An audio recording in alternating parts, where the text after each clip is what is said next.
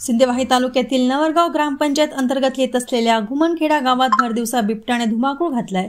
यात अंगणात काम करीत असलेल्या महिलेवर बिबट्याने हल्ला करून 6 जणांना गंभीर जखमी केले। महिलेला वाचविण्यासाठी धाव घेतलेल्या 2 पुरुषांना देखील बिबट्याने जखमी केले आहे। सुषमा बनसोड, देवानंद बनसोड, चंद्रभान बनसोड, जयश्री बनसोड, रवी शेंडे अशी जखमींची नावे आहेत। या घटनेच्या काही वेळापूर्वी गाव परिसरातील शेतशिवारात काम करीत असलेल्या एक महिला व पुरुषांना जखमी केल्याची घटना शनिवार 2 वाजताच्या सुमारास घडली आहे।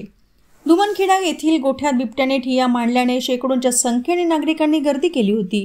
या घटनेची माहिती मिळाल्यानंतर पोलीस विभागासह वन विभाग घटनास्थळावर दाखल झाले असून गोठ्यात दडून बसलेल्या बिबट्याला पकडण्यासाठी प्रयत्न सुरू केले आहे। जखमींना नवरगाव प्राथमिक रुग्णालयातून पुढील उपचाराकरिता सिंदेवाही येथे हलवण्यात आले असून गावात बिबट्याची दहशत निर्माण झाली आहे।